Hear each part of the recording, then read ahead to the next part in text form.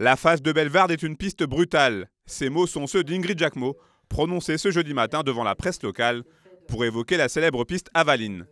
Dans un mois, les meilleurs skieurs de la planète auront rendez-vous pour la 69e édition du Critérium de la première neige de Val d'Isère.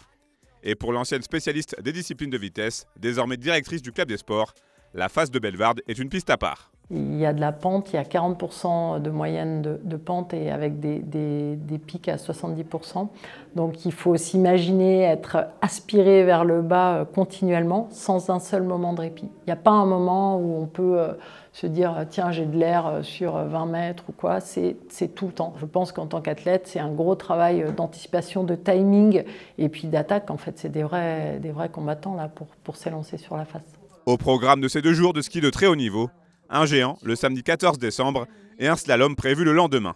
Cette année, le Critérium de la première neige sera la seule épreuve française au calendrier de la Coupe du monde de ski alpin chez les hommes. Et l'organisation d'une telle épreuve dépasse le simple cadre du sport. C'est, quoi qu'il arrive, une pression d'organiser une Coupe du monde, qu'elle soit féminine ou masculine, descente ou géant, c'est un challenge qui est assez énorme, c'est un challenge global. Je parlais vraiment d'un engagement et d'un soutien indéfectible d'une station entière, d'un village en fait de Val d'Isère. Donc c'est une pression de mettre tout ça en musique, oui. Alors que la neige est tombée cette semaine dans la station de Haute-Tarentaise, l'heure est plutôt à l'optimisme à un mois de l'échéance en ce qui concerne la météo. Et le contrôle neige de la Fédération internationale de ski, indispensable pour la validation de la piste, aura lieu le 5 décembre prochain. Aujourd'hui, on est dans un temps de préparation qui est...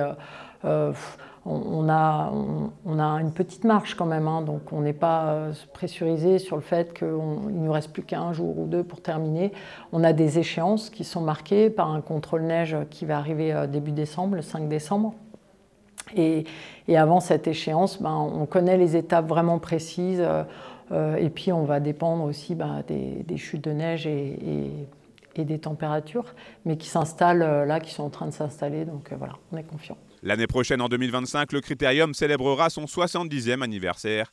Et pour que la fête soit totale, le comité d'organisation a d'ores et déjà fait acte de candidature auprès de la FIS pour accueillir des épreuves masculines et des épreuves féminines.